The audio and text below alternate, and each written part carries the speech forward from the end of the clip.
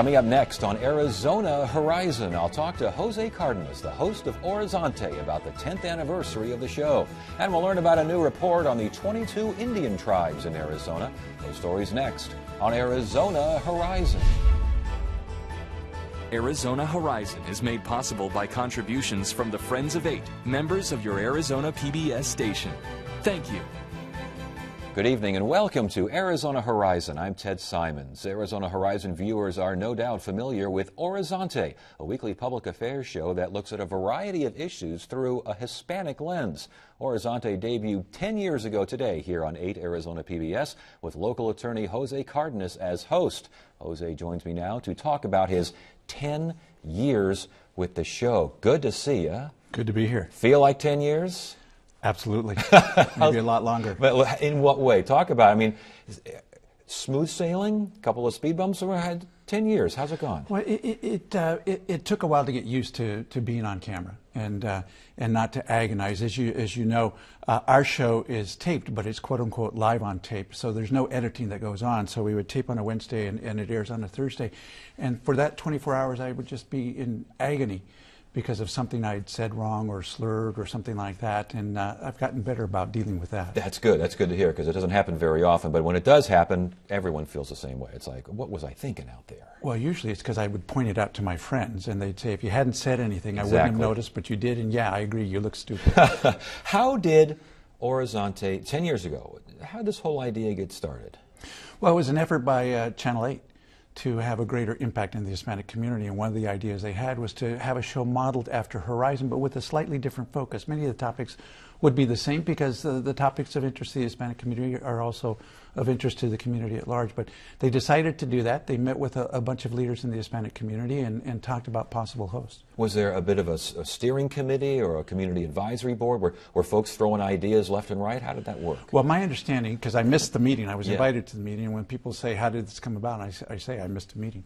But at this meeting, they met with a lot of the thought leaders in the Hispanic community and discussed the concept. Mike Salceda, who was a producer for both shows, was there, and the discussion was, well, let's do something like Horizon, and who would we get to do it? So they decided to ask a number of people. I was one of them, to do some auditions, and thereafter 3 of us did some pilots. So basically, you didn't necessarily apply for it. They kind of came to you. When they first came to you, what was your initial thought about hosting a television show? Well, my initial thought was, it's not something I want to do, but it'll be fun to audition. And so I thought, I can do this, a piece of cake.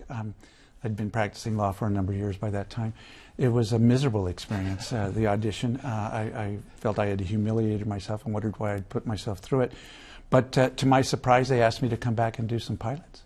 And we did 7. I did 4 of them. The other 2 people, actually, I did 3 of them. The other 2 people did 2 each.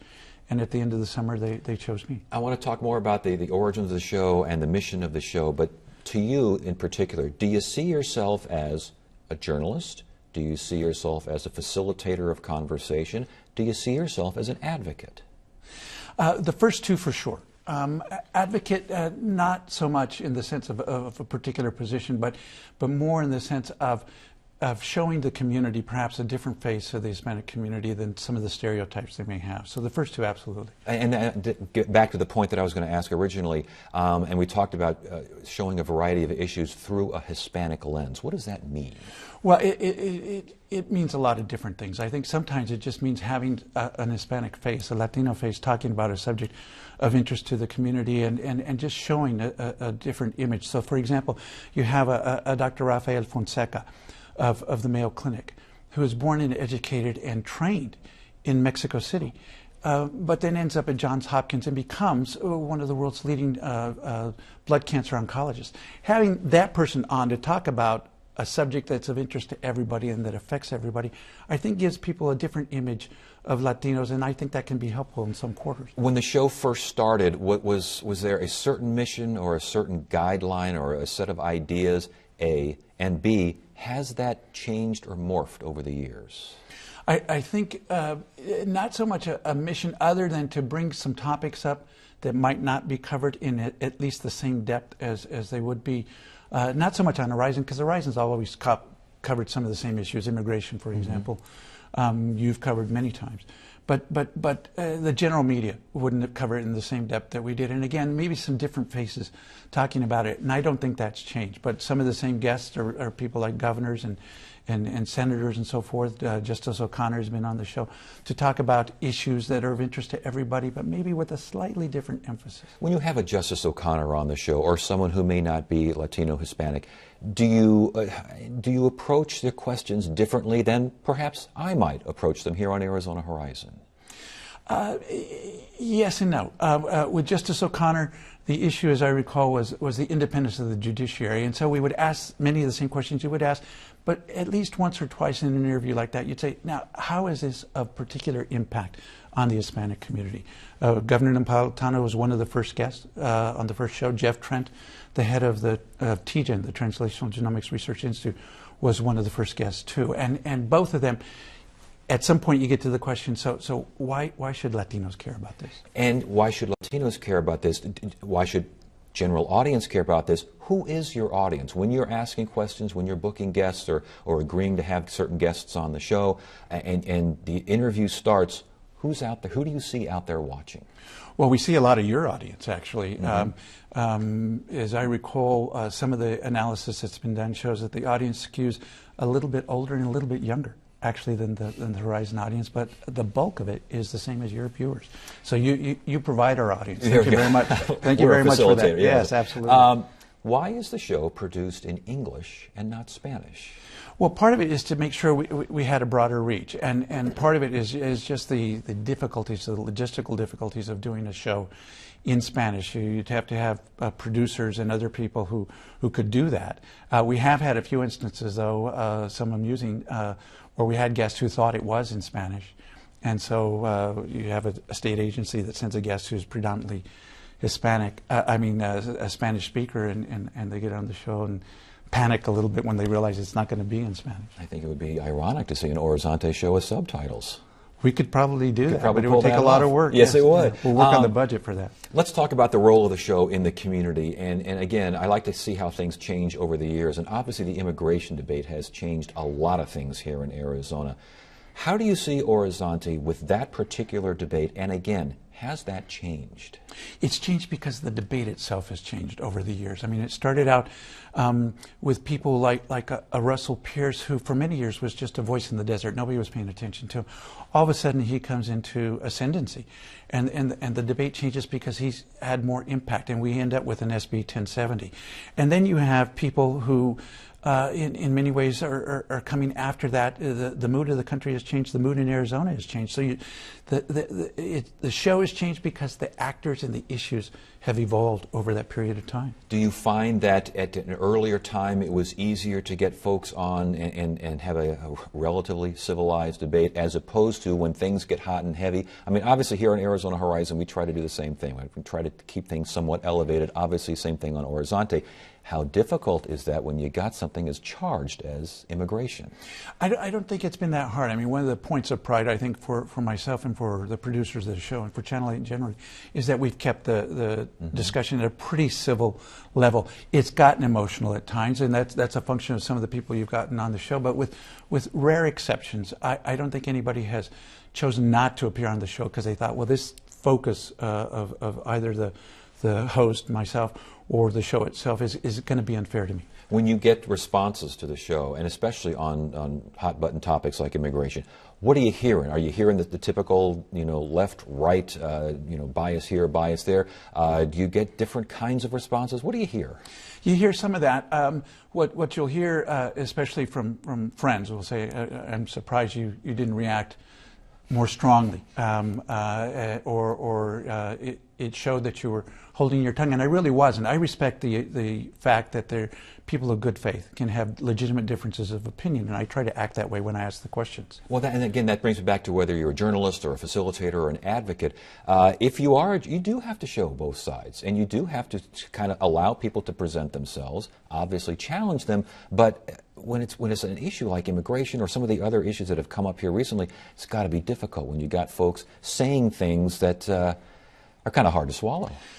Yeah, at times it can be. Those are the shows, though, where you really want to make sure you have people with two different points of view on the show, so Yes. it doesn't look like you're, in the effort to do what a good journalist would do, to challenge positions, it doesn't look like you're being the advocate. So you can turn to people and say, well, what about that point? It seems like a fairly legitimate point, and you get a response from somebody who's articulate as well. Yeah, do you find yourself, was it difficult to do that at first? Is that getting easier? Did it get easier over the years? I think it did, because I felt more comfortable with doing this. But the more difficult shows are where you don't have the opposite point of view on the show, and so you have to, for purposes of balance, make sure you ask the questions that might be asked by somebody else who has a different point of view. I think people sometimes have a hard time understanding that you have to challenge someone. If someone says X, Y, and Z, you have to make them explain X, Y, and Z, or Exactly. it's a complete waste of time.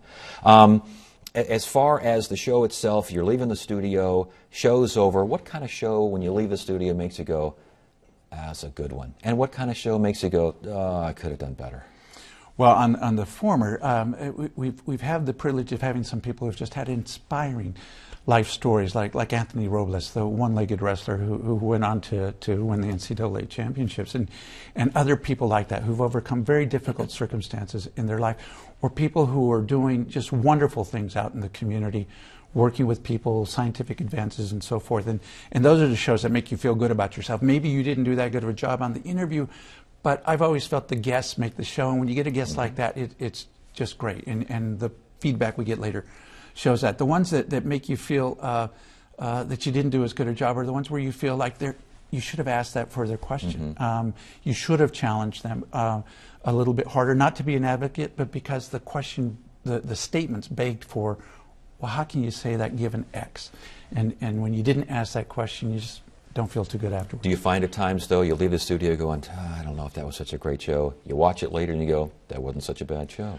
Well, what I've noticed, and it's difficult for me to watch myself on TV, but what I have noticed is that the shows generally tend not to be as good as I thought they were in terms of my performance, or as bad as I thought they were. There you go. Yeah, I can hear you. The importance now, let's take a general overview here. The importance of a show like Horizonte to this market, and really to the state, because we're seen all over the state.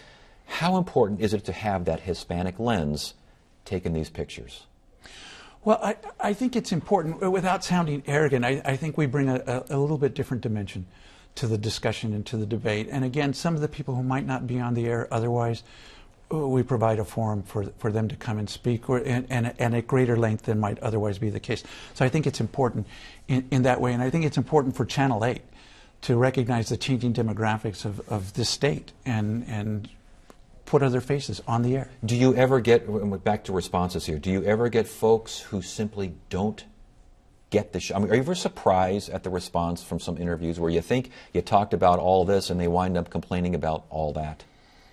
Yeah, though not as often as you might think. Yeah. I mean, I think the response has been pretty positive. The surprises come when somebody misinterprets a question that I've asked, and you might get somebody, let's say a Tea Party person, said, even Jose Cardenas expressed surprise that something wasn't the way that it should be, and that wasn't at all the intent of the question, but you get that kind of a response. So, why do you think people watch Horizonte? Well, there's my granddaughter who watches because she has to. But I think it is an opportunity to reflect on some issues. For example, we have a segment called Sounds of Cultura, which I don't think you'll find anywhere else these days, which focuses on Chilean, Argentinian, other ballerinas who happen to be Hispanic but are engaged in these kinds of cultural pursuits. And then people like Sachko Guerrero, whom we'll have on my show later this week, talking about the kinds of stuff he did in China on a visit there and the similarities between their cultures and ours. And so I think people watch the show because it is different. And we should mention that the show tomorrow night will have kind of a 10-year celebration of the show, kind of a 10-year anniversary, looking back at some of the previous interviews. You, of course, will be there with some guests to discuss current issues in the context of the history of Horizonte. And yet, this may be coming out from left field here, do you ever foresee a time when there won't be a need for an Horizonte? Oh, absolutely. I mean, I've talked to some of my friends and colleagues Danny Ortega, who will be on the show, and he's talked about the fact that in the presidential elections, he was telling his kids, people shouldn't vote for somebody or against somebody because of the color of their skin. And they were like, well, of course. What are you talking about? And I think in a few years we'll see that in Arizona, where people say, well, most of the people here are Latino or accepting of Latinos. Why would we have a special show that does something that focuses on that? Yeah, absolutely. That would be a good day. That would be a good day, but until then, we're going to watch Horizonte, especially tomorrow night for the anniversary show. Congratulations on 10 years and continued success. Thank you very much. It's a pleasure to be here.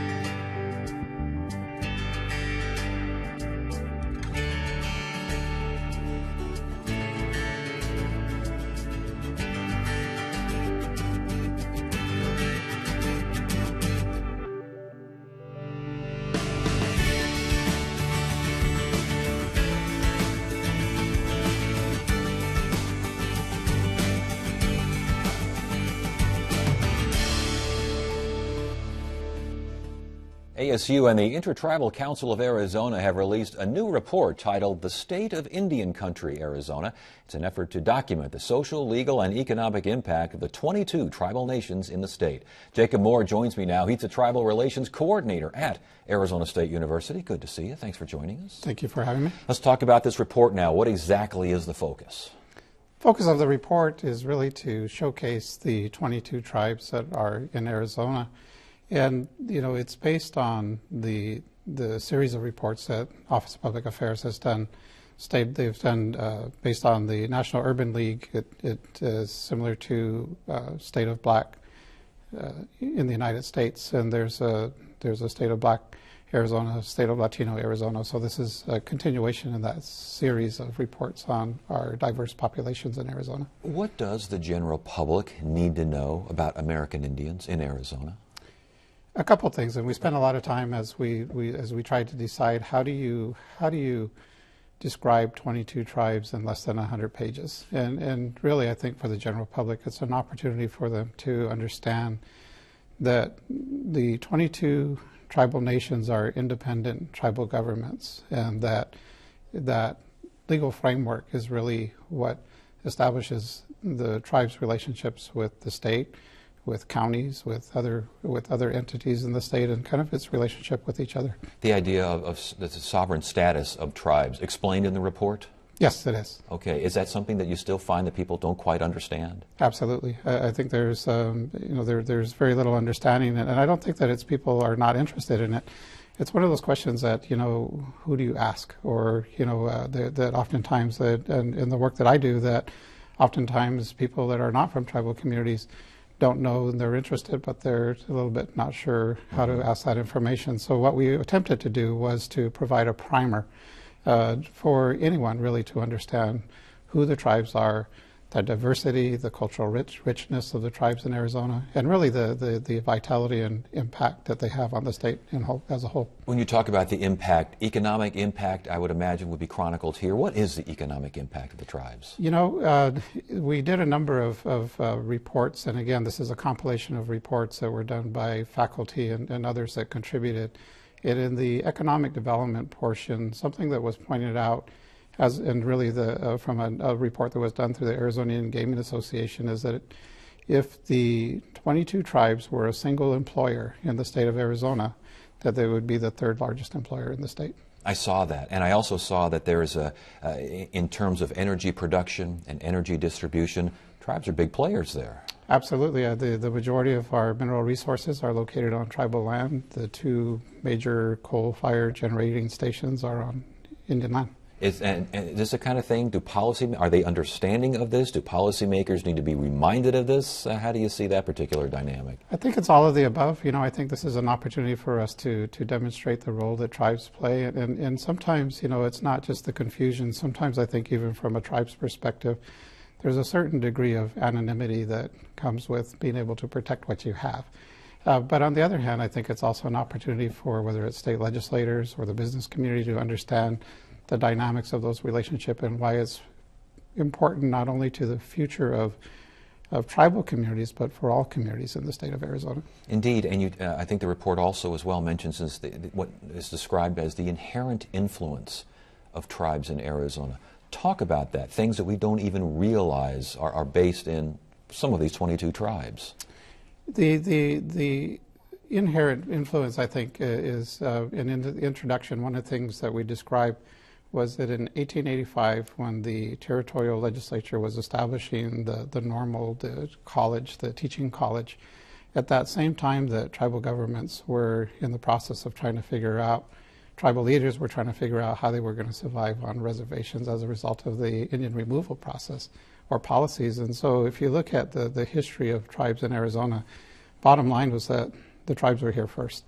Indeed, but the culture, I mean, just people don't even realize that, well, some realize, I think most realize they were here first, but right. The things they were here with have survived, changed, and have become, in many respects, part of all of us. Absolutely. And one of those things are sustainability. What we tried to impart in the report was some understanding of some of the traditional belief systems of tribes in terms of protecting Mother Earth and some of those sacred values and things that were based on time-tested generation from generation teaching of how we take care of one another. And I think it's important that even in today and all the progress that's happened and in all the technology, that there are certain things that are time-tested that I think are valuable lessons to share with the state. Indeed, the report also emphasizes the diversity reflected in the differing tribes. Talk about how diverse these tribal populations are, and how does that diversity impact relationships between tribes, relationships with the state? As mentioned, and what we tried to focus on was this idea that there are 22 independent tribal nations that have the ability to decide for themselves. And I think in the process of developing the profiles, our partnership was with the Intertribal Council of Arizona, working hand in hand with Arizona State University on preparing this report. So there was participation from the tribal perspective. And what we did was we could have easily had described the 22 tribes and individual profiles in the back of the book. But what we chose to do was group them by their ancestral relationships among themselves. And in some ways, a regional relationship. So, for example, the Colorado River tribes are not all ancestrally tied together, but they're regionally along the Colorado River. You have the Apache tribes. You have the what we refer to as the Pi tribes, the Yavapai, Havasupai, Wallapai. You have the O'odham tribes, Ak-Chin, Thon-O'odham, Salt River, Gila River. Obviously, a lot of issues going on there, but the fact of the matter is that there's this deep relationship among the tribes themselves, and we try to show inherently that it's more than just one-dimensional in terms of who are the tribes here in this area. What are the challenges, though, in dealing with so much diversity? I mean, if you're dealing with A, you start dealing with B, a whole different set of issues might pop up here. Talk about that. Right. In the end, I think that there's commonalities among the tribes that's not different than the general public. Good homes, good jobs, safe communities that are inherent. But again, this idea of the independent nature is probably sometimes why we point out the opportunities. We also recognize the challenges, whether it's education or healthcare. The healthcare disparities is significant in our tribal communities. Our education level or the achievement of our students are always at the lowest level. And, it's difficult to pull tribes together as a block, and address those issues. We talked about the idea that they're the single, third largest employer, but on the other hand, because of that independent nature, they really have the ability to decide for themselves how they participate and when they participate. Last question. You kind of answered it right there, but I want to expand this just quickly. We have about a minute left here. The title is The State of Indian Country, Arizona. Right. What is the state of Indian Country, Arizona? Shorter answer is it depends. Are we talking about economic development, great opportunities, particularly as a result of gaming, to provide revenues to help pay for those types of programs? Significant challenges in healthcare and education. So as any group, it depends on what we're talking about. But I think overall, is that the state of Indian Country looks good for the future. There's more promise there than challenges. More promise, and part of putting the report together for me was that, something that our grandchildren can read and say what happened in 2013. Very good. It's good to have you here. Thanks for joining us. Thank you very much. I enjoyed it. Thursday on Arizona Horizon, a look at a recent forum designed to generate better discussions about better education in Arizona, plus a preview of the Phoenix Symphony's new season. That's at 5:30 and 10 on the next Arizona Horizon. That is it for now. I'm Ted Simons. Thank you so much for joining us. You have a great evening.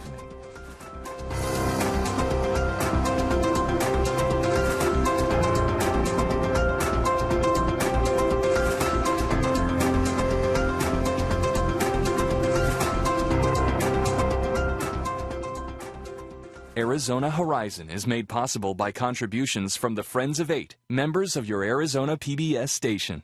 Thank you.